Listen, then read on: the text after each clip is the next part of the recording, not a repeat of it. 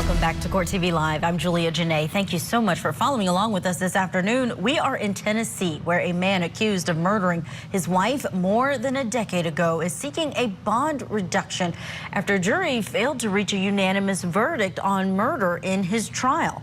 Last month, a jury found David Swift not guilty of the majority of the charges against him, including first-degree premeditated murder and second-degree murder, but they remained deadlocked on the charge of voluntary manslaughter. Swift was accused of murdering his then-wife, Karen Swift, back in 2011, just weeks after she had filed for divorce. Her car was found with a flat tire about a mile away from their home. Her body was found 6 weeks later, covered in kudzu and abandoned in a cemetery. Now, while we wait for court to begin for that hearing, let's take a listen to how that split verdict played out in court and how the attorneys reacted to the news. The court will enter a verdict of not guilty as to the charge of first-degree murder. The court will enter the charge of not guilty as to attempted first-degree premeditated murder. The court will also enter a not guilty verdict with respect to second-degree murder. And the court will also enter a not guilty verdict with respect to attempted second-degree murder. The court will enter and declare mistrial with respect to the charge of voluntary manslaughter. Well, it's disappointing, obviously, that we didn't get to conclude the case. But anytime the jury works as hard as they did in a case like this, I don't think any of us can be disappointed with them. They spent 2 days trying to get a decision. They just couldn't do it. Obviously, we will be back here again. We'll have to make a decision about whether we're going to retry the case. I'll go back, talk with my staff. I'll talk to Mr. Taylor, and we'll make a decision at that point.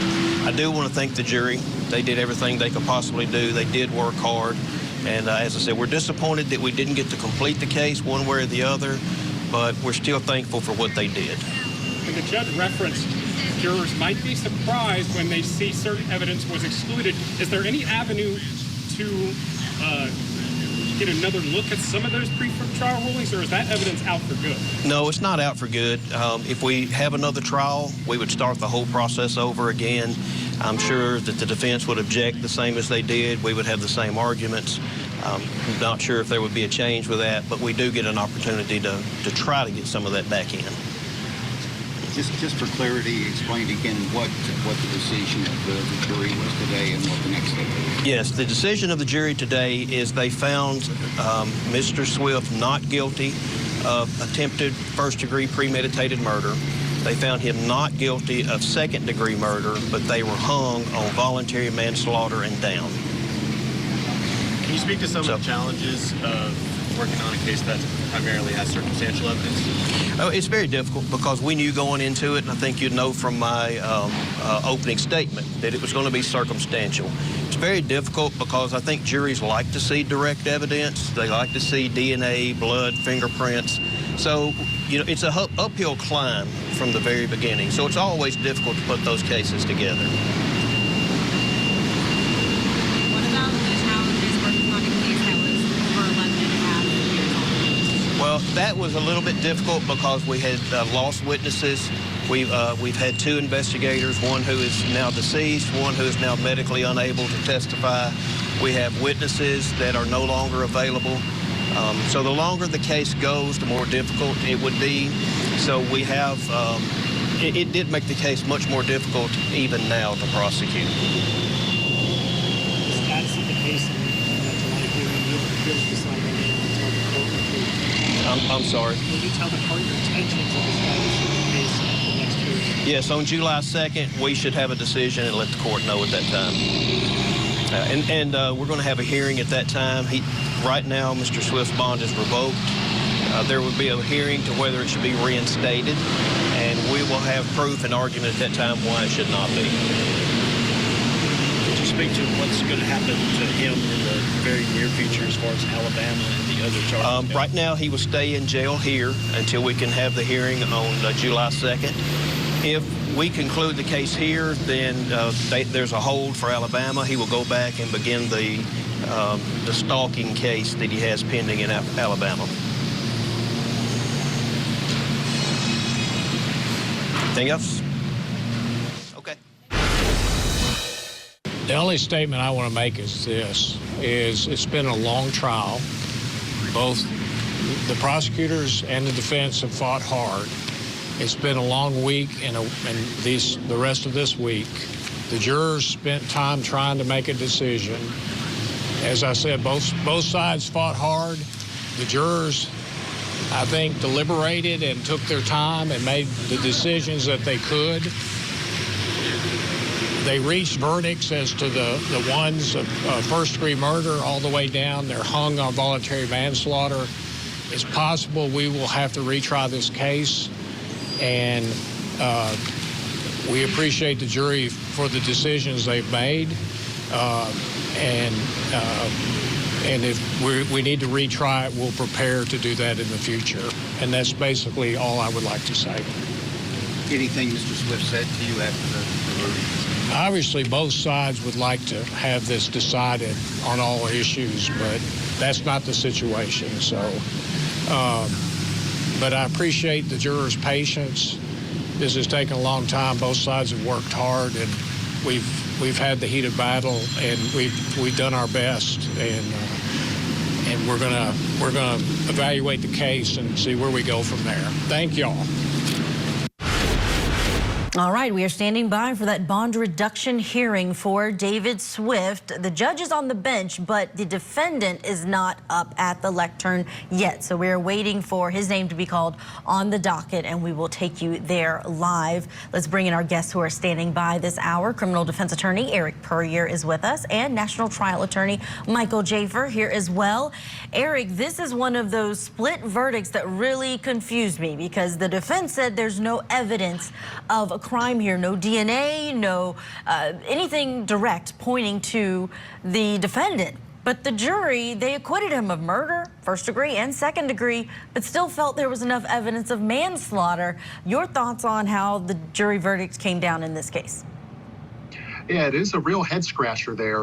And I've seen verdicts like that often where you have jurors who emotionally believe that someone needs to be held accountable for this death. They don't see enough for murder, either in first or second degree, but they still want to see something. And so it's almost like their hearts are leading them to that kind of a split verdict rather than logic and reason. Yeah, and again, it was a mistrial, so jury hung on that involuntary manslaughter. That's something that now can be retried. Another jury will just be looking at that. Michael Jafer, what do you expect from a bond reduction hearing? You have a man who was put in jail pending these murder charges for a death that happened over a decade ago in 2011.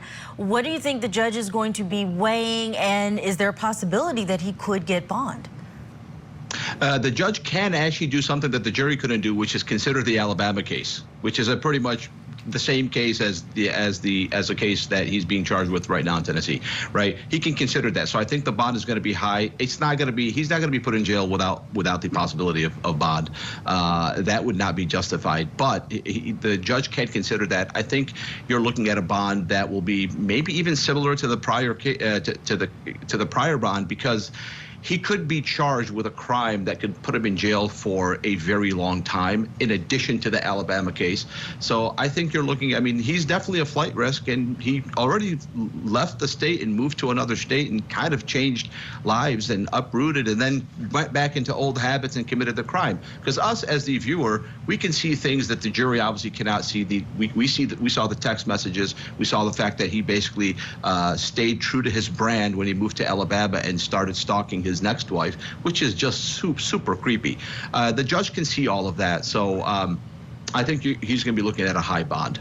Yeah, well, a surprising thing in this case, Eric, is that the judge actually came out afterward, when the jury was done with their service, to say that they would be surprised when they see what evidence didn't come in. He said that he stands by his decision in the case not to allow that evidence in, and we assume that that is the Alabama charges against him, his ex-wife, after Karen Swift, saying that he was stalking me. I felt in danger of my life, and she even revealed that he stalked his first wife after she filed for divorce. Again, that didn't come in. She didn't take the stand, but we may hear from her today. How big is that for a judge in Tennessee to hear about an incident that's alleged? He has not been convicted in Alabama, but it's something that can come in.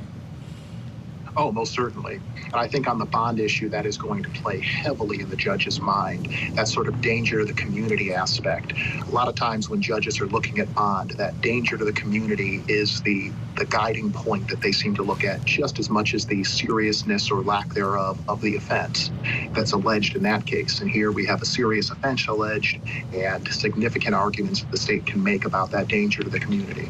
All right, we are still standing by. We see that court is in session in terms of our cameras being able to see what's happening there inside of the courtroom. But again, we don't see the defendant up as the next case. So we're going to squeeze in a break and take you back into that Tennessee courtroom in just a moment. Stay with us. This is Court TV, your front row seat to justice. A-list actor Alec Baldwin is cast in the real-life role he never wanted. I turn cop because the gun goes off. Criminal defendant. His lack of gun safety is something that he's going to have to answer for. We heard that this was a toxic set. One more. It's not his fault. He did nothing wrong. Is there an actor's exemption from liability when they're handling a deadly firearm? The Alec Baldwin manslaughter trial. Live coverage begins Monday morning only on Court TV. 50% off.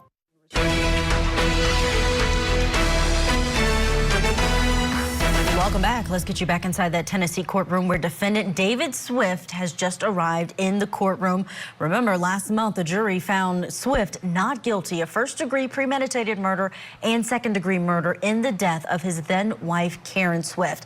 Although the jury in this case was unable to reach a verdict on that lesser charge of voluntary manslaughter. That's back on the table, and the prosecution says they're going to retry him for manslaughter. But now he's back in court because now that his charges have been reduced, he wants a bond reduction. Let's go in now for the start of that hearing. Let's go Mr. Swift on the superseding indictment. Yes, you want to summarize it for me? Docket number 24 CR 176 is a 2-count indictment for voluntary manslaughter and aggravated assault. Mr. Taylor, you represent Mr. Swift at this moment, of course. Do you want the indictment read? I have a copy of it. Your Honor, technically, he does not represent Mr. Swift on this, not at this time. Yeah, what do you think about that, Mr. Taylor? It's, for purposes of arraignment, I think I can go ahead because it's all about the trial we just had. And I've already filed a motion to dismiss this. You have in this case, you've made an appearance in this case already. So, of course, we may find ourselves doing something different down the line. But if you'll represent Mr. Swift, at least for purposes of arraignment and the motion that you've already filed, because the two cases are intertwined there. So would you like formal arraignment or you want to waive formal arraignment?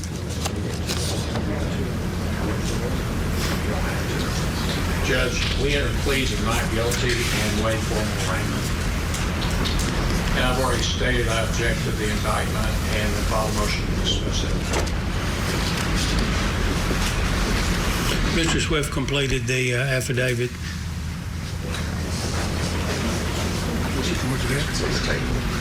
Still in the jury room.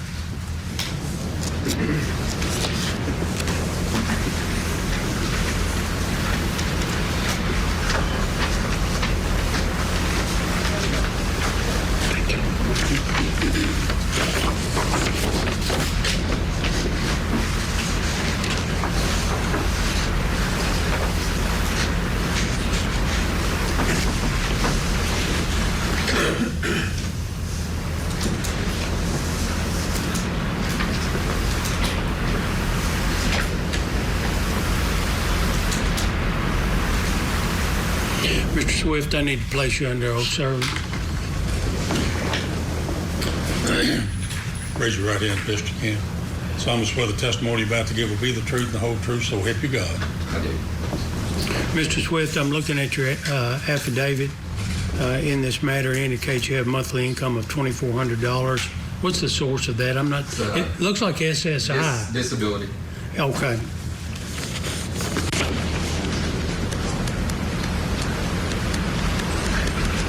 They continued to pay that while you've been incarcerated, sir?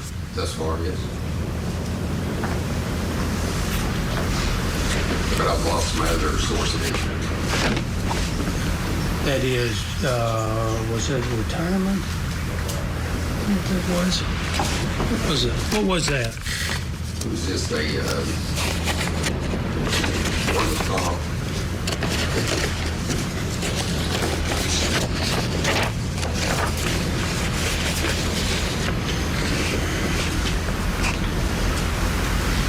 I see. That was listed. I'm looking at the affidavit that you executed August 10, 2022.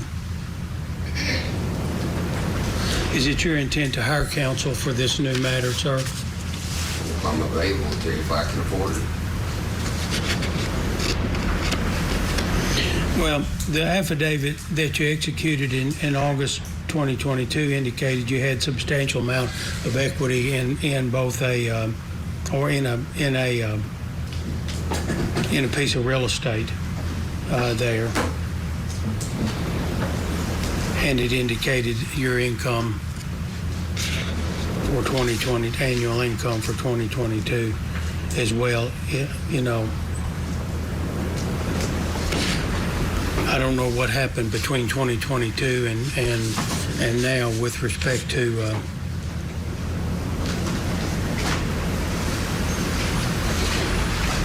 the equity in the real estate. You want to tell me about that? Divorce. A divorce. Okay. And divorce meaning what? You lost all of the equity in your home? A large amount of it. And also daughters in college, their college funds, try to replace those college funds and to make sure that they're okay while I'm incarcerated. Mr. Taylor, if the court appoints counsel for Mr. Swift, are you available to accept appointment, sir? I am. I'd like to be heard on that if you're going to appoint counsel. I don't know that there's a provision for the state to be heard initially on a determination. There are guidelines as to whether a person is indigent or not, and we should follow those guidelines. And he's making over $28,000 a year just off of his disability, and he has no bills at this point because he's incarcerated. I think the court should follow the guidelines that are set out by the state to determine whether a person is indigent. The court's going to appoint Mr. Taylor to represent Mr. Swift. Mr. Swift will be required to contribute the sum of $15,000 to defray the cost.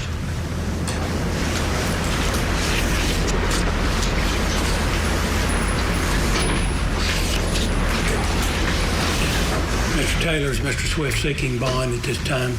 No, after talking to my client, he does not want to ask his family to try to make any bond. And whatever's going to happen, we'll just take it on. We'll just go without trying to make a bond.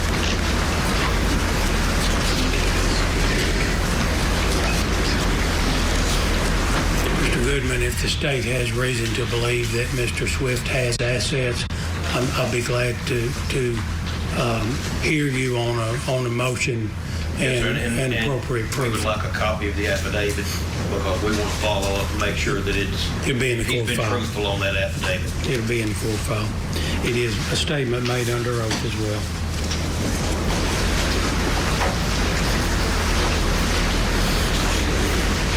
What we need to do from this, I mean, there's motion pending, motion to dismiss pending. I've read the motion, the amendments, received a case from your office as late this morning. I haven't read that yet. I've seen the state's response as well. I got that yesterday, have not been able to read through the cases that were attached to it, but I did read the response. Are we ready to be heard on that? I mean, you've got a late amendment. I don't know. Whatever Your Honor or the state desires, I can do it today or I can do it next week. The state's prepared to go forward.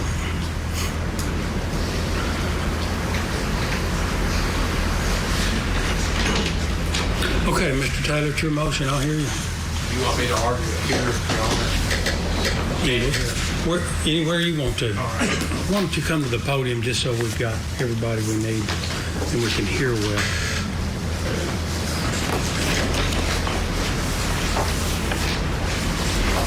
And as I understand, the motion now encompasses both indictments, right? It does, Judge. Okay. Let me start with the first one. Let me ask a question first, General Goodman.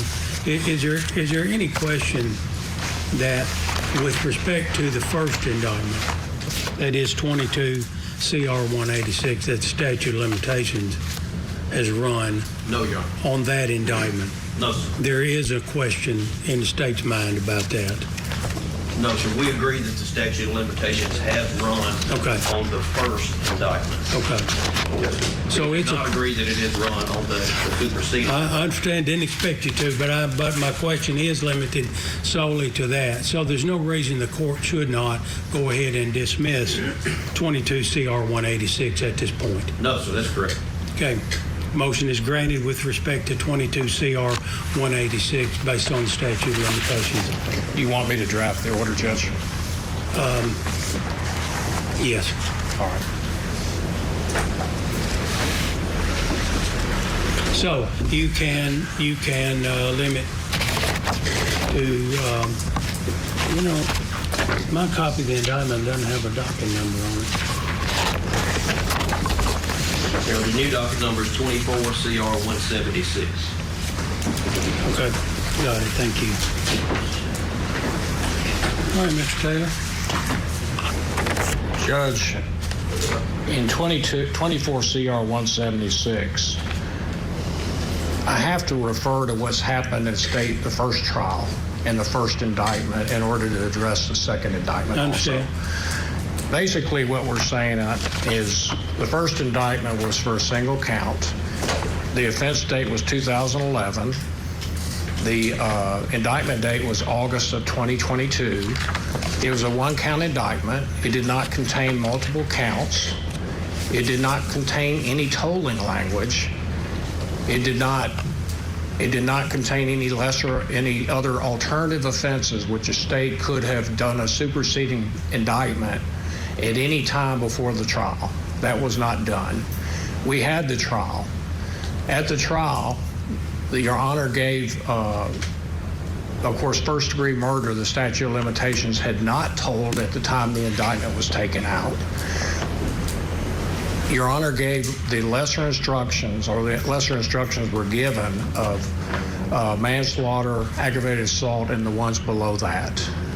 The ones in which the statute of limitations had possibly not expired, the jury found Mr. Swift not guilty of those. Those are over with.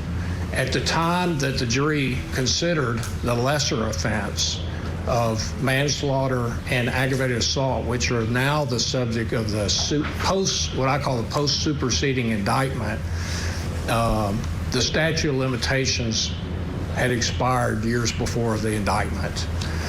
In the case of State v. Pearson, which we cited in our brief, in our motion, our first motion, our second motion, maybe even our third motion, it talks about this. It talks about the statute of limitations serves two primary purposes: to avoid stale evidence and provide an incentive for swift government action of criminal cases. State v. Seagraves is another very important case. Let me get that.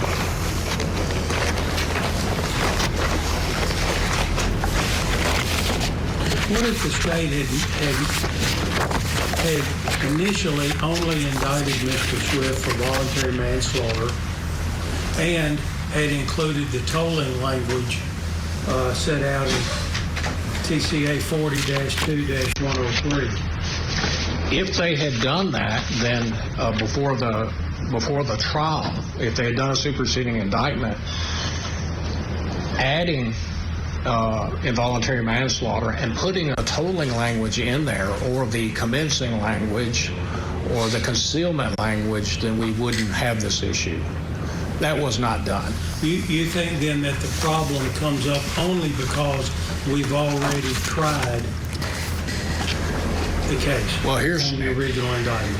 Here's what Pearson and Seagraves says, and Seagraves was the first case. It says basically Seagraves was, they were tried for the offense of second-degree murder. The jury convicted them of involuntary manslaughter, which was a lesser-included offense, which the statute had run approximately 18 months prior to the commencement of the prosecution.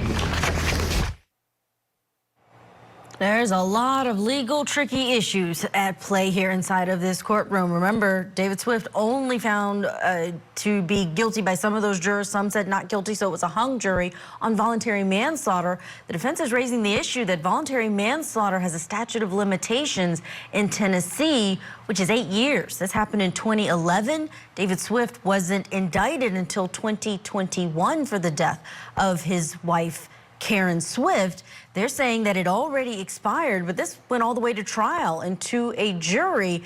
And the judge is saying there could have been tolling language included in that indictment. If he concealed the murder, concealed his involvement in the murder, then you could have a pausing or tolling of the statute of limitations where it wouldn't start until things were discovered. What's going to happen inside of that courtroom? Could this entire case against David Swift go away? We have to squeeze in a break, but we'll get you back into that courtroom and pick it up right where we left off.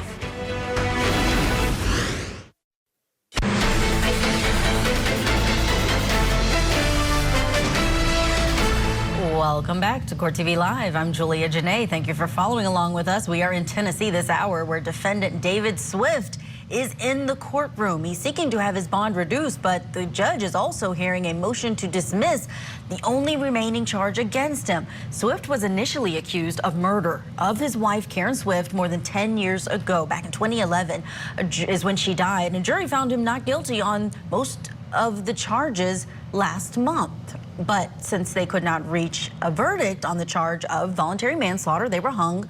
Swift will possibly be retried on that same charge. But right now, they're duking it out inside of the courtroom to see if that voluntary manslaughter charge is even valid. The defense saying the statute of limitations, which is 8 years in Tennessee, possibly ran out before he was ever indicted in this cold case. Let's go back into that hearing for more.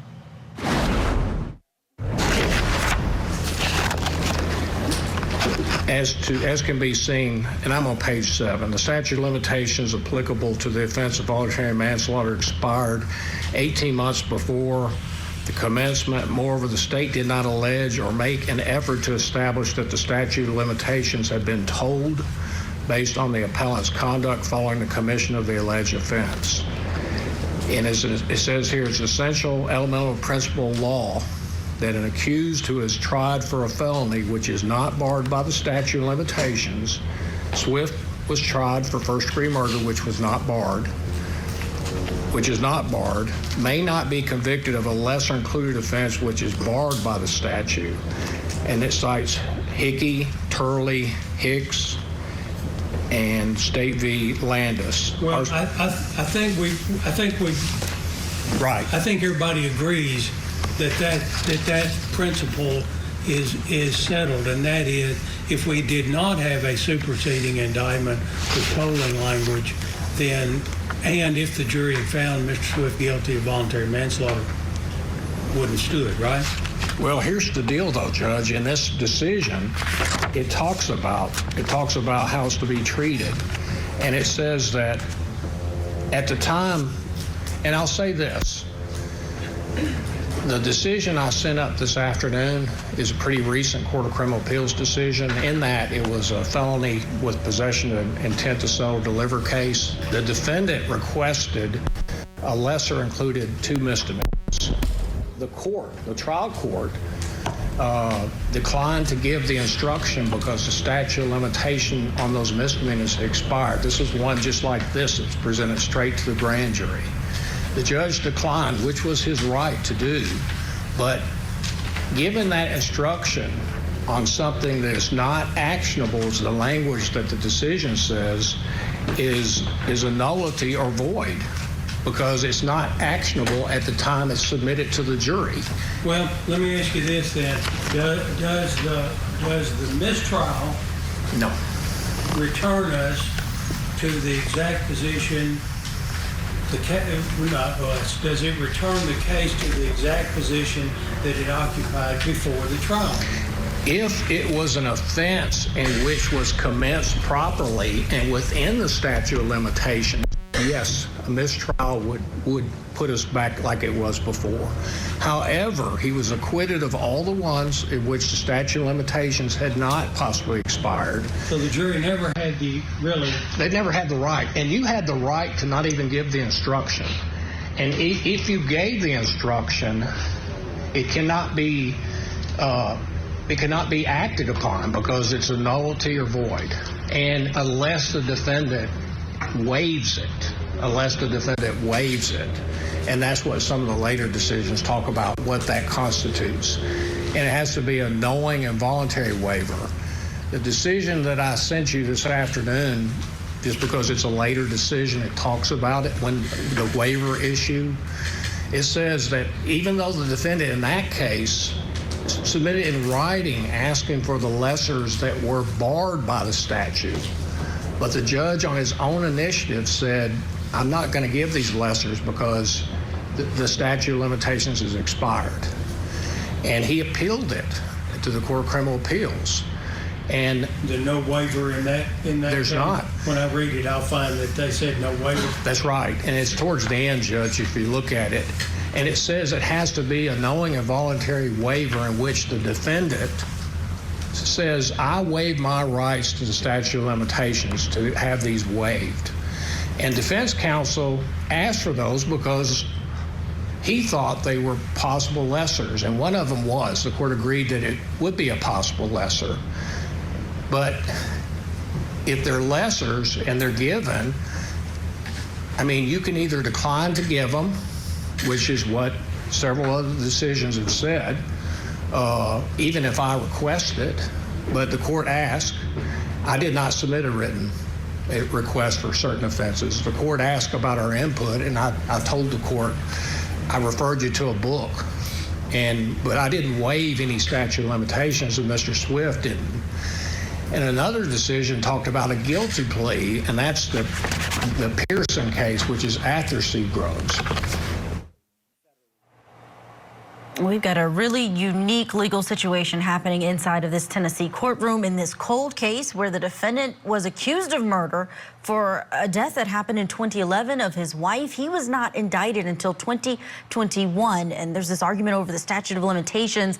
Let's bring in our legal experts to break this all down. Criminal defense attorney Eric Puryear and national trial attorney Michael Jaffer with us. Michael, your take on what we're hearing inside of the courtroom and the tolling versus concealment. There's this question about whether the statute of limitations was properly tolled. Can you break that down for us?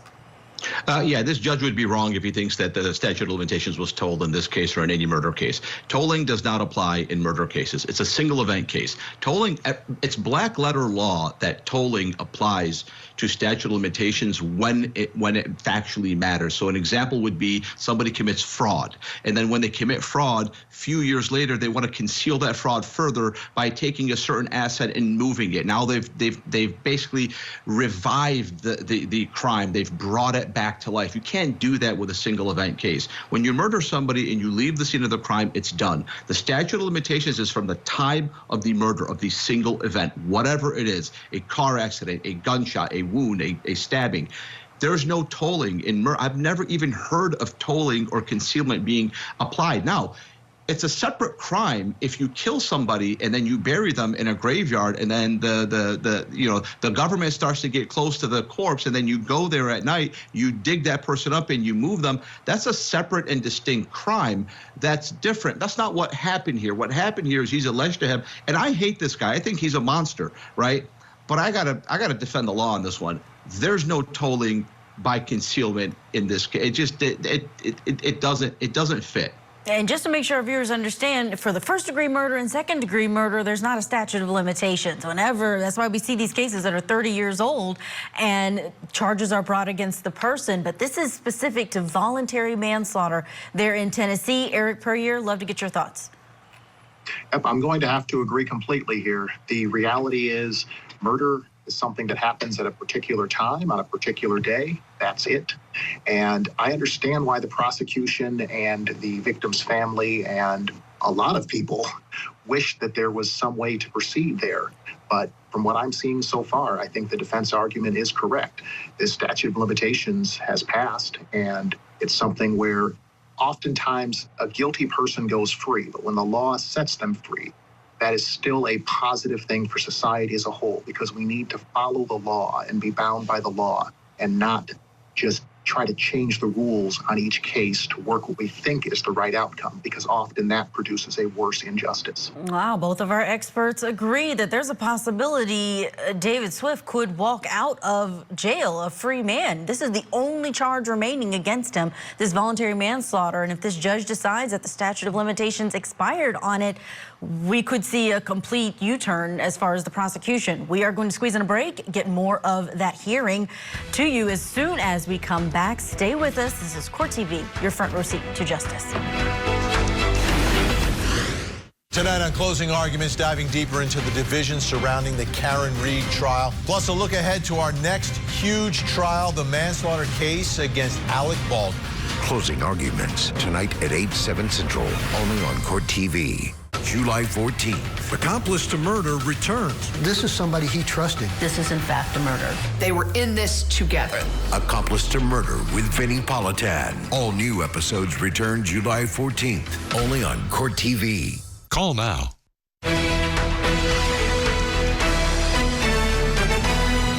Welcome back to Court TV Live. Defendant David Swift, the man accused in the death of his wife that happened back in 2011, he's back in a Tennessee courtroom, and what started today as a bond hearing is now a motions hearing. His defense is arguing a motion to dismiss, claiming that the statute of limitations expired on voluntary manslaughter, the only remaining charge against David Swift prior to him being indicted in the case. So let's pick it up right where we left off. We're still hearing from the defense attorney making this argument in front of the judge that there's no tolling, there's no concealment, that this charge should go away. To certain offenses. One, the statute of limitations had expired, and the Supreme Court of Tennessee set it aside because it said even though he pled guilty, he didn't knowingly and voluntarily waive the statute of limitations. It requires him to say, I waive it. He's got to speak those words or have it in writing. Those words were not spoken in this trial. Nobody talked about the statute of limitations. There was no tolling language given in this case at all. If you look at some of the others that I've cited in my brief, that talk about the Messamore, that talk about the tolling language, it's a requirement that it either be stated in the indictment or proven at trial.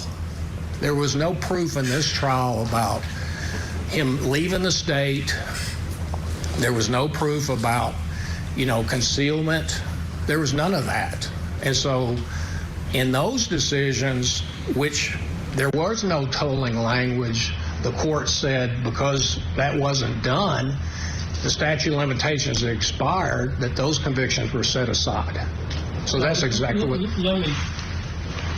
Let me see if I got to think about it in a way I should think about it. Is what you are saying is that once the jury returned not guilty verdicts on the offenses for which the statute of limitations had not run, the case was over with. Yes, sir. There is no further, there's no return to pretrial indictment status. There's nothing that saves the case at that point. That's exactly right, because it is. And that's the language that's used by our appellate court in Seagroves and also in Pearson. But it gives a language that we have a substantial right that the statute limits, and the right creates an absolute bar to the prosecution of a criminal offense after the expiration of the period designated by the statute, which in this case, for the two most serious, the ones that they did the post-superseding indictment are C felonies. If you look at the statute in 2011, Judge, the statute of limitations for C felonies was 4 years. You have to use the statute in effect at the time of the offense. And basically, it deprives, in Seagroves, it said it deprives the court of subject matter jurisdiction, and it makes them not actionable. And it says here, because the period of limitations has elapsed and ceased to be a punishable offense, no court was then authorized to pronounce a sentence against the person who committed it. That's exactly what is in the decision. And so once the ones that jeopardy attached were over with by not guilties, these were not actionable. And so for that reason, and the state doesn't get to go back afterwards, after a trial, after this has occurred, and say, well, we're going to present a new indictment, a post-superseding indictment, which they could have done before. They don't get the right to do that. And there's also an issue with Rule 8, the one I filed Monday morning, that talks about this issue. And there's a decision attached to it. The Seagroves talks about it. Pearson talks about it. Now, in Seagroves, it says, which is an earlier decision, you don't have subject matter jurisdiction once the statute doesn't apply. But Pearson sort of changed it. It didn't take it away. It said the defendant's got to knowingly and voluntarily waive it. But it upheld the decision in Seagroves and the fact that the statute of limitations has got to be complied with. Jeopardy attached. These were not actionable. The state had not done anything before to amend it. The statute of limitations had expired, and so it's over with. Now, that's our position on the first one, and it carries over, I submit, to the second one. And it carries over because of, in Seagraves and in Pearson, they dismissed the conviction. I guess they had been convicted. But a mistrial when the statute, and in those, the decisions he's talking about that he cited, the state cited, the statute of limitation, there was no issue. These were indictments that were filed within the statute of limitations. There was a mistrial, and because there was a mistrial, the ones they filed for a double jeopardy violation, and the case law is clear. They can return just like they did before, but this is a different situation. And so I would just ask Your Honor to look at these and look at the case law that you may find, but it's a valid issue. And I've consulted with others about this. I know this is complicated. It's complicated for me. But at the time those lessers were given, they were expired. They were not actionable. And he did not waive it. And if he did not waive it, then... You're saying then the court could not have entered a judgment on a jury verdict even if it returned a guilty verdict on voluntary manslaughter? Yes, sir. Okay. Now, if you look... I understand your real late argument. All right. On mandatory joining.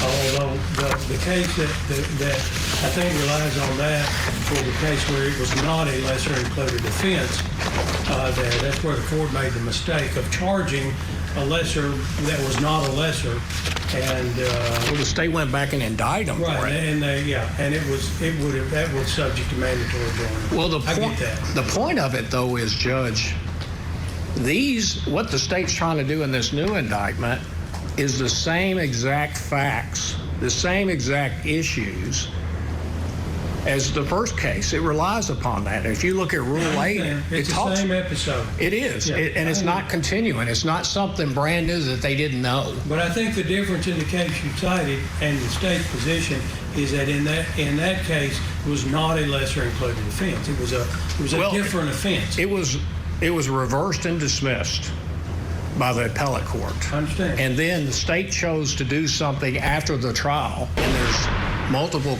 trials over the same issue when it could be concluded for judicial economy.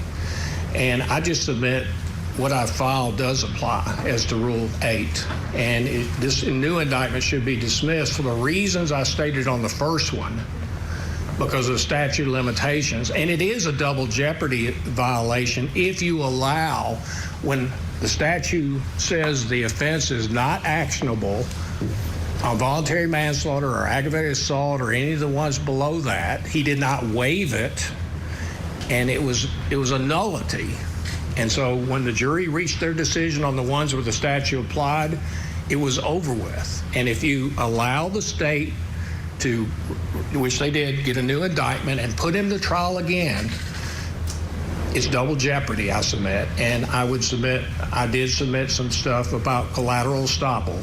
It talks about the right to have things decided at one time and then to have it all brought up. For all these reasons, we submit that obviously the first one was dismissed. We'll draft the order, but it applies to the second one. It affects the second one. And so we asked that the second one be dismissed also. Let me hear from the state.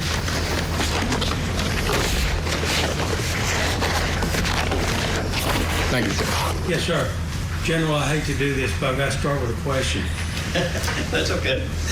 I don't mean to throw your train of thought off. It's okay. What about this idea that or the argument that once the jury returned a not guilty verdict as to first-degree murder, attempted first-degree murder, second-degree murder, and attempted second-degree murder, the case was over with because I could never have entered judgment on a verdict of guilty to any lesser, any below that level. I don't know about attempted second-degree murder, but certainly those aren't at issue. But voluntary manslaughter is that the case was over. There is no return to a pending indictment because everything that could be lawfully dealt with by the jury had been dealt with at that point. That's troubling me. Yes, in terms of how to think about that. Sure, I understand. Your Honor, I think the answer to that is that even if you had done that, even on that day, if you would have said, okay, statute of limitations has run, there was no tolling language, we still could have come back and got this same indictment because the statute of limitations has not technically run on this case. There is a statute in Tennessee Code Annotated that specifically allows that to happen. So you don't think you had to get a superseding indictment? You could have just I think I could have just come back an independent, brand new indictment. Sir. I think I could have just come back and got a new indictment. Based on the tolling Yes, sir. statute? Yes, sir. Okay. And it's Tennessee Code Annotated 42-103 and states period of concealment of crime or absence from state. No period during which the party charged conceals the fact of the crime or during which the party charged was not usually and publicly resident within the state is included in the period of limitation. And we included in the indictment that from 2014 through 2016, he did leave the state of Tennessee in 2014, which was before the statute of limitations ran. He moved from Arkansas to Louisiana to Alabama within a 2-year period from 2014 to 2016. Your Honor, once he left in 2014, under this statute, we had a right to come back within a 4-year period of him moving back to Tennessee.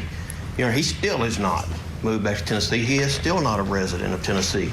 So, we think that regardless, we could have still come back and got just a brand new indictment and started over with anything. I don't think we could have charged additional crimes, but I think we could come back with anything that we included that was a lesser included offense, but the statute had run because the language was not included. I think we could have come back with a new indictment for those charges. Do you think the Rule 8 argument works if it were not a lesser included offense? I'd like to argue that. I've got several cases I would like to talk about, if you would allow me to do that. Yeah, I'm interested in hearing. And Your Honor, I think this case is not as complicated as it's being made out to be. It was a mistrial. So we know that. From manslaughter down, for any lessers, if there was a mistrial. We get a new trial. We start over from scratch. So that's the first thing. Second thing is there's this argument about statute of limitations that has run. It has not run. There is a statute in Tennessee that I just read you that specifically states it has not run yet. So those two arguments are pretty much moot arguments. Well, let's look at those two arguments then. If you relied solely on the first indictment, this case would have been over. Yes, sir. And you fairly and candidly conceded the case is over. Yes, sir. Because under that first Had he been a resident of Tennessee the entire time? tolling had never been alleged That's right. in that first indictment. Right. All right. Okay, Your Honor, if I could, first of all, I would like to address the case. He talked about State v. Gossett. I got that. Gossett, yeah. Yes, sir. I was almost late getting here because I got it right after lunch and was printing it to get over here. But I did glance at it while he was talking about it. And what he's talking about and what that case talks about is there's no waiver of statute of limitations. You think there was a waiver in this case? No, sir. I'm not saying that. But the difference in the case he's citing in the case today is there was never a waiver. The defendant requested those lessers and the court didn't give it. And the court was basically saying he didn't waive that. And he didn't waive that statute of limitations because it was not specifically asked about. The difference is that there was not a superseding indictment in that case. It's a totally different argument. Our argument is about a superseding indictment. So that case doesn't even apply. Your Honor, Rule 7B, I'd like to start because Mr. Taylor and the defendant made several allegations of different reasons it should be dismissed. So if I could, I'd like to go through those arguments that he had. I'll concede that there's no amendment issue. Okay, all right. Does that help you out? Yes, Your Honor, that is my first one, 7B. That there was an issue with amendment. There is no issue with amendment. Superseding indictment is not an amended indictment, so that did not apply. The indictment was not, I'll agree the indictment was not amended in any way before. All right, we're having a bit of an issue with our feed there from the courtroom. We'll get that fixed, but for now, let's bring in our guest who is standing by, trial and family law attorney Michelle Thomas. Michelle, thanks for being on. We've got a unique issue being argued between these parties, voluntary manslaughter being the only charge left against David Swift. And we're hearing the word tolling, which essentially means pausing, that the statute of limitations, which is 8 years for voluntary manslaughter in Tennessee, the defense says it didn't pause, that it ran out before they ever indicted David Swift for killing his wife. The state, though, just came back with this argument that there is a law in Tennessee that says if you leave the state, the statute of limitations is paused. And we know that David Swift left. He moved to Alabama, started a new life with a new wife. Your thoughts on these arguments inside of the courtroom?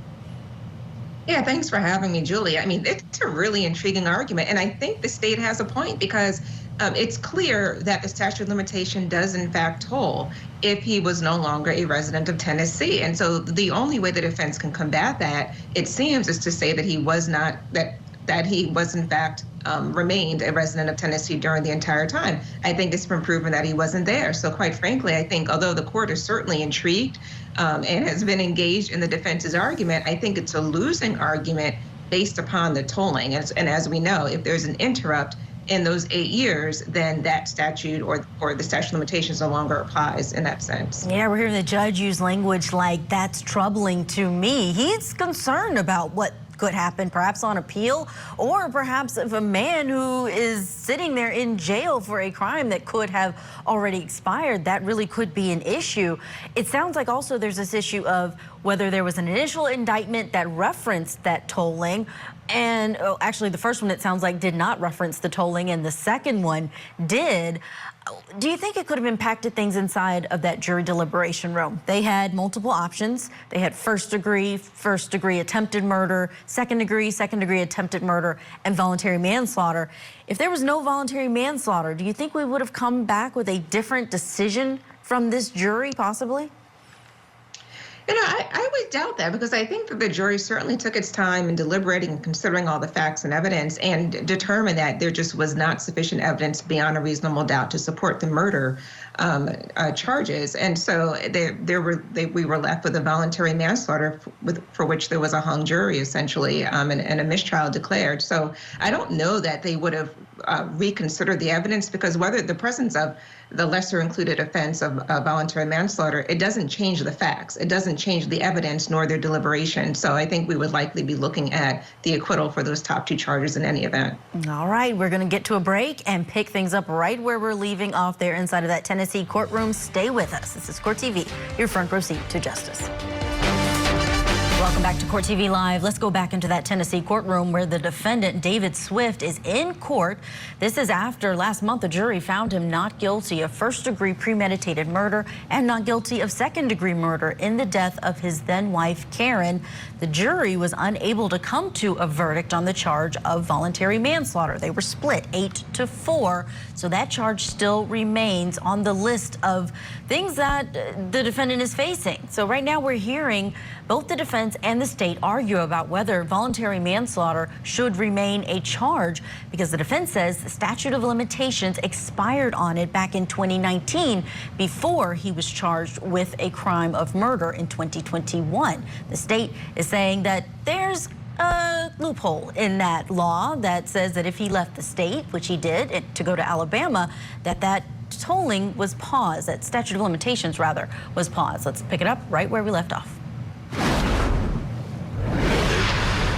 With each offense stated in a separate count or the offenses consolidated pursuant to Rule 13, if the offenses are based on the same conduct or arise from the same criminal episode, they did, within the jurisdiction of a single court, which does apply, and known to the appropriate prosecuting official at the time.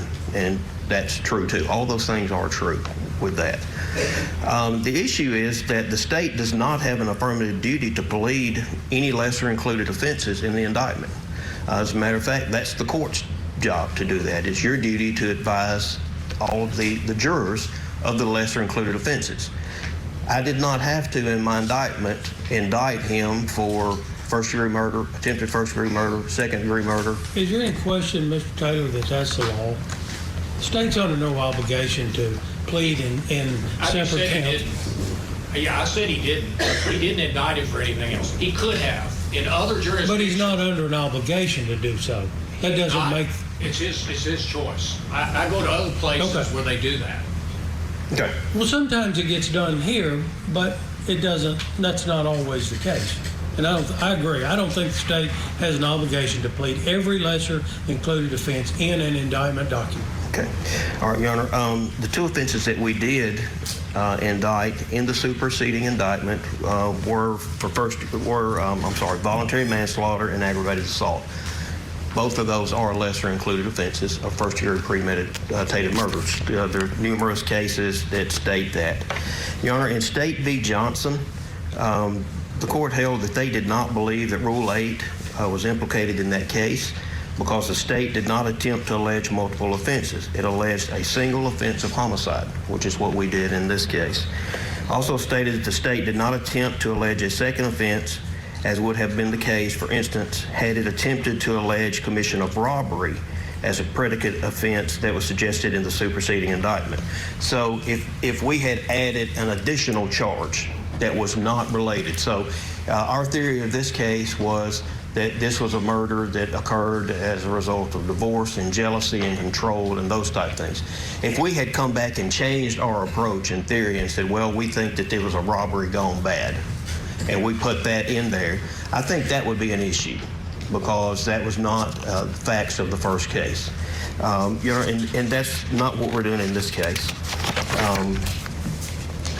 It states that a Rule 8 violation is recognized when offense alleged in a succeeding indictment was based upon the same conduct described in the first indictment, but the latter charged offense was not a lesser included offense of the first. And we didn't do that. Anything that is in this indictment is a lesser included. I understand. State v. Hilliard also stated that it was regarding mandatory joinder of offenses as well, and it states that it did not, in that case, they said that the state was not barred from retrying the defendant on the first indictment with a second indictment, which the state filed after the first trial ended in a hung jury and added additional charge. So in that case, it stated that after a hung jury, that it was appropriate for the state to go back and get a new indictment, and they could even add a charge as long as it was a charge that fit within those facts. Your Honor, which is exactly what you asked me when I first came up here. Right. What would have happened, and I told you I still could have just gone back and got another indictment. Your Honor, and that's what State v. Hilliard talks about. Your Honor, in State v., I'm gonna mess this up, but I think it's Volkalich. The trial court found that there was no error that the trial court allowed the state to add counts to a superseding indictment filed after the first trial resulted in a hung jury. Your Honor, same exact issue that you had just asked me about. So I think that those are my answers to your question about Rule 8. Your Honor, as far as double jeopardy, State v. Beatty appears to be the controlling case, and it was a case that was decided in 2019, so it is a fairly recent case. It states in order for double jeopardy clause to apply, an event must occur that extinguishes the original jeopardy. A court's decision to declare a mistrial after a jury fails to reach a verdict is not one of those events. Your Honor, so that is not an event because there was a mistrial that that jeopardy attaches, and there would be double jeopardy for the remaining charges. I think what Mr. Taylor's saying, though, and in reality, there's not even really a mistrial. The jury considered and acted upon all of the offenses that they could lawfully act on, and even though the court declared a mistrial because the jury was unable to agree, in reality, case was over with. I think that's part of the defendant's position. Right, but which means you're saying if that's the case, fine, I'll go get a different indictment. Get a new indictment. Yes, sir. Rather than superseding, Yes, sir. It would and I don't know that it identifies itself as. It does not. It's just an indictment. We call it superseding because there's still an indictment pending. Okay. There's now no longer that indictment pending. Okay. It's been dismissed, so this is just an indictment now. Okay. In State v. Beatty, I'm sorry, I've lost my spot here, Judge. Let me interrupting you. That's all right. To happen. The appellate courts of the state have previously considered this issue, and it's the same issue that's been raised by the defendant in his motions today, and it's on whether a superseding indictment, or I guess what we would call an indictment now, after a mistrial on the original indictment can occur, and the answer is absolutely yes, it can. In State v. Beatty, the trial court granted a motion for a mistrial after the jury returned a verdict convicting the defendant. The state then filed a superseding indictment alleging the same offenses as the original. After considering the above cases, the court also considered, they looked at United States versus Corona, which was from the 11th Circuit. And that court stated that after a mistrial because the jury hung or for any other such reason, the defendant would have ample time to prepare his defense under a superseding indictment. And that's what we allege here. The court obviously is going to give them all the time that they need to prepare for another trial, so they will have ample time to do that. Therefore, even though jeopardy has attached to the defendant, the practical effect of a superseding indictment after a hung jury is no different from one returned with ample time before a trial on the merits. So whether it's a superseding indictment or a new indictment, the defense has more than enough time to prepare for the case. The court also stated that the state did not file the superseding indictment to harass or intimidate the defendant. Also, that the appellant had plenty of advance notice of the charges against him, and the additional language in the superseding indictment did not change the substance of the original indictment. And that is the same thing that we're arguing here. This language does not change the substance of the original indictment. Still the same substance. The only difference was the tolling language. In our case, we did not file the indictment to harass or intimidate the defendant, Your Honor, and as a matter of fact, one of the reasons, in addition to the tolling language, that we felt like we needed to do a new indictment was to clean it up. Because if we go back for a second trial, I'm required to read the indictment to the jury. The only thing I would have been able to read to them is premeditated first-degree murder. And then there would be confusion about, wait a minute, I thought we were here for voluntary manslaughter. So it was also to clean up the indictment so that we could read the correct charges that we were attempting to prosecute to the jury.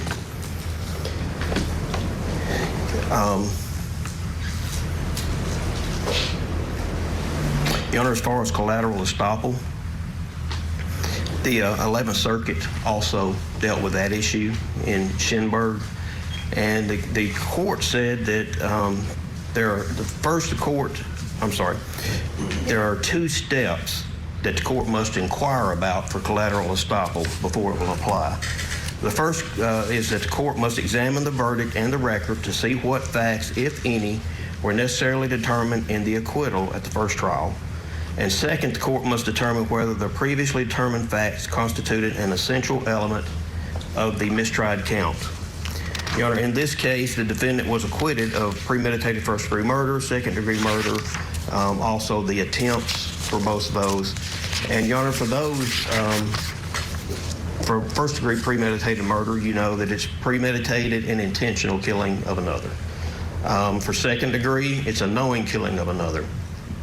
For voluntary manslaughter, it's the intentional or knowing killing of another in a state of passion produced by adequate provocation sufficient to lead a reasonable person to act in an irrational manner. And then we also indicted aggravated assault, which is the intentional knowing or recklessly causing serious bodily injury to another. Your Honor, we would also assert that there are additional elements required for voluntary manslaughter that are not required for first and second degree murder. Your Honor, specifically talking about the provocation in the case. And Your Honor, because of that, the doctrine of collateral estoppel does not apply. It should not bar the defense of the state. Do you think that makes voluntary manslaughter not a lesser included of premeditated first degree murder? No, sir. The state, the courts have held on numerous cases that voluntary manslaughter is. Well, I charge it as a lesser, but I just, you know. Yes, sir. And there are cases that, and I can give you those, that do say that it is a lesser included offense. Okay. Anything else? No, sir. Thank you. All right, thank you. Mr. Taylor, you want a chance to just finish us out briefly? We have to get to a break. Coming up, we'll hear more from the defense in this case and also see if the judge can make a decision on whether David Swift should move forward to a retrial. That's next.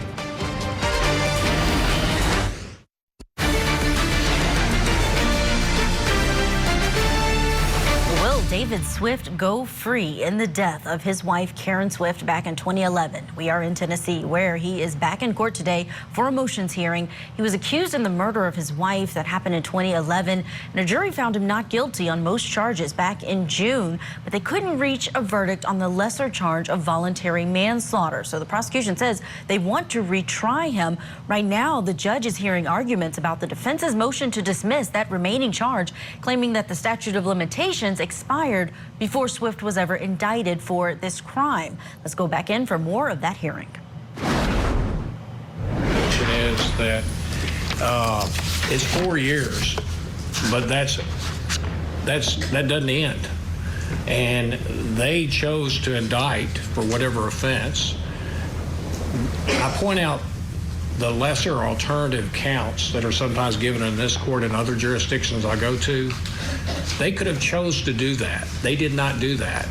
If they chose to do that and they had added the offense of voluntary manslaughter and aggravated assault, what would be required would be to put tolling language or commencement language in there like what they're trying to do now. Now, if they had done that pre-trial, before the jury was sworn, before the proof started, then we'd be in a different situation. That wasn't done. For whatever reason, they didn't do that. They don't have to do it. They can do it. If what they're trying to do is, now they say they are, they should have done it then. But at the time the jury considered it, it was not actionable. And even if the jury convicted him, it could be set aside. But just because there's a mistrial, but he did not waive any issue, and the statute of limitations was expired. And now to allow the state to say that, well, we can go back and add commencing and tolling language after the fact does create a double jeopardy issue, because these are charges that they're related, they're all the same incident, but they're offenses which they could have added before. And that's why I cited the statute of limitations issue and the Rule 8 issue. Now, regarding Rule 8, they said in that case I cited to you, and yes, it was a different offense. It wasn't a proper lesser, but I submit, Judge, you shouldn't dismiss it because of that, because the state went back afterwards and tried to add a different offense than what he was indicted for, just like in Swift. He wasn't indicted for aggravated assault. He wasn't indicted for manslaughter. And the court said that Rule 8 bars that, and it said it was part of the same criminal episode after the conclusion of the initial trial. And basically it says subsequent indictments were permissible after the defendant was tried on an initial charge if subsequent charge was not known. Now, that's not the situation, like if something wasn't known. They knew all this when they had the first indictment. He's conceded that. And so, or if a second court had jurisdiction, you're still the same court, you're not a second court. And it said the subsequent indictment was prohibited because the state was made aware of the facts that gave rise to the charge, the new charge that they're trying to do, just like here, when they initially charged him with first-degree murder, because it was a basis for the felonious assault charge.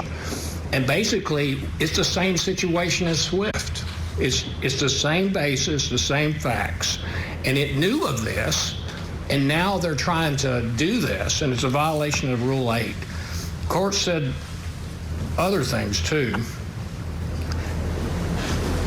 And they said that there's no evil results from subsequent indictments before trial. They say that that's good. That's allowed. There's no question about that, but this is a different situation. But with additional offenses that are based on the same conduct, which arise from the same criminal episode upon which the prior indictment had been returned, he had been tried on it, though. And they say that that's allowed when he's not been tried. But he has been tried. As previously noted, the purpose of Rule 8 is to prevent multiple trials on charges arising from the same conduct under the same circumstances. And it goes on to talk about it in another decision that I have, State v. Blair, which is the Court of Criminal Appeals, July the 9th, 2015, March 24th, 2015. It talks about, and it doesn't require bad faith on the part of the state. It just basically says they selected the indictment that it wished to prosecute at trial. That's what it says in this decision. In Swift, they selected the charge which they wished to proceed at trial. The prosecutor and the state chose to proceed on that charge. Now, after a partial acquittal, which is what we have here, I submit that it's a full acquittal, though, because the statute of limitations issue, they weren't actionable, and I'm not going to say that over again, Judge. But the state's attempting to prosecute the defendant on a charge that it deliberately declined to prosecute in the first trial. They just didn't do it. And they didn't put commencing language, and I just think I think it's a misstatement of the statute to say that you don't have to put commencing facts or tolling language in. And it's a requirement. The jury heard all this, and they didn't hear any proof about concealing facts or tolling language in the proof. And so it should be dismissed with prejudice. But it declined to prosecute in the first trial these charges. The effect would be to subject the defendant to a separate criminal trial for multiple offenses. These are two offenses he wasn't charged with in the first one, so that does apply. He wasn't charged with these. You gave him as lessers, but that were mandatorily consolidated expressly prohibits. We conclude that the trial court properly found Rule 8 precludes prosecution on these other charges. So I would submit that to you, Judge. That's where I stand. Okay. You have any questions? No, sir. Thank you. Both of you have answered the question. Yeah, could I respond just real briefly to Rule 8? And I promise it's brief. Okay. I take it at your word. Yes, it is. He talks about Rule 8, that it prevents us from being able to go forward because he's saying that we added additional charges. State v. Johnson, which I had cited earlier, states that a Rule 8 violation is recognized when an offense alleged in succeeding indictment was based upon the same conduct, which it was, described in the first indictment, but The latter charged offense was not a lesser included offense of the offense charged in the first indictment. It's not the case here. It is lesser included offense. It's not a violation of Rule 8. And in all the cases he cited, Judge, the statute of limitations was not even an issue. That makes a difference. I'm arguing against Rule 8. I don't know if he wants me to argue against Rule 8 or statute of limitations. I got it. I understand, and I appreciate I appreciate what you all told me. My goal today was to ask you for some law, and asking you shall receive, evidently, because you all have bombarded me with good helpful resources to help me decide it. I need to think about it some, and I want to take enough time to carefully look at the cases and the arguments. I've taken notes about the positions that you hold, as well as the concessions that you've made to try to narrow this down to the realistic. What the realistic issues are in this thing. I think probably the best thing we need to do at this point, go ahead and set an appearance date. Yes, sir. There. In the meantime, I will have you,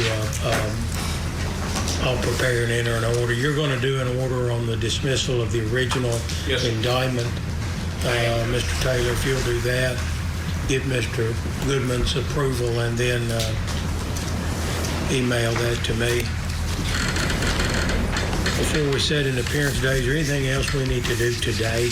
Judge, just so to save time, we both agree that in the first indictment, the statute of limitations is lapsed. I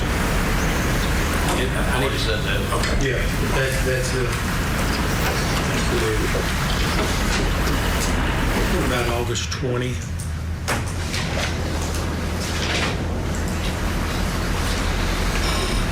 What time, Judge? 9. I can do one if it's. I have 2 different counties that nature. I know you couldn't do August 13 when you were talking earlier.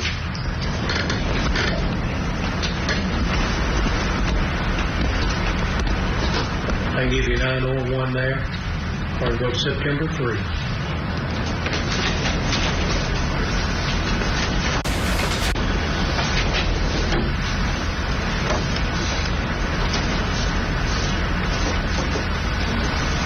Or if you have a Tuesday in mind. Oh. Thank you, Brad. Let me make my problem your problem. How about that? I appreciate it, Judge. It's in my problem-solving matrix area. If you can't solve your own problem, make it somebody else's problem. July the 30th is too soon. No, not for me. I'll be here on. I may or may not have this. I probably will, but I don't want to rush it, Judge. Okay. I want you to. What time do you have on July 30th? I'll be here on Gonzales, but I can do it later if you want to do it. Is that in the afternoon? You said that in the afternoon? Sure. But if you need more time, You good Judge. with that? Yes, sir. If I do, I'll let you know. How about that? Let's go July 30th, 1 o'clock. Thank you, Judge.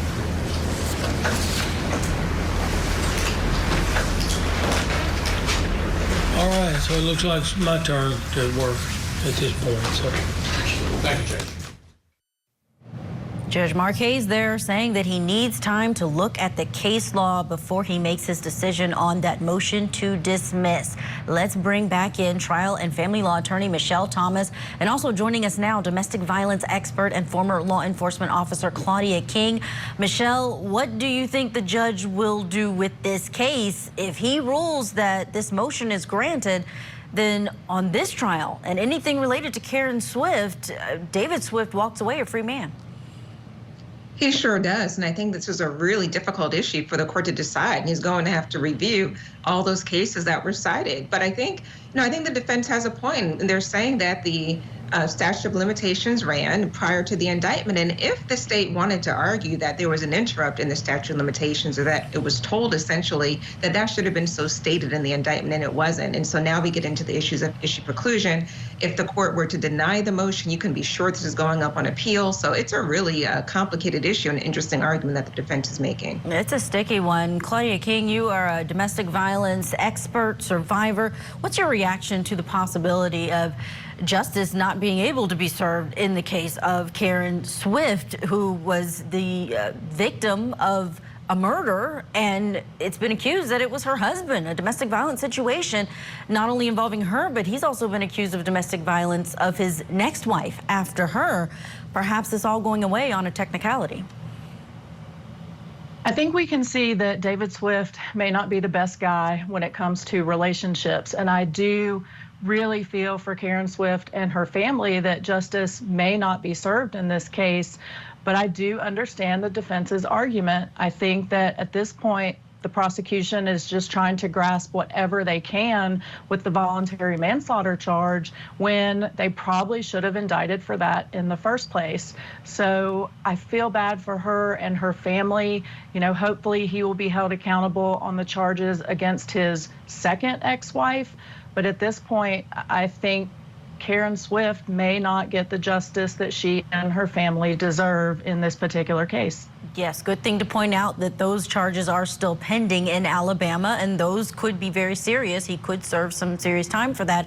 Michelle Thomas, just real quick before we have to go to a break, can you talk about the spirit behind statute of limitations? Because there's not one for the first-degree murder, but there was one attached to voluntary manslaughter, and it's not to allow people to go free, but there's a reason behind there being laws that worry about the tolling. Yeah, for many crimes, with few exceptions, there is a limitation on how much time can pass before charges are brought. And one of the reasons is because, you know, certainly evidence gets old and stale, and you don't want necessarily to have to, you don't want there to be a long lapse in time before someone is charged. All right, Michelle Thomas, thank you for your analysis. Claudia King as well for joining us this hour.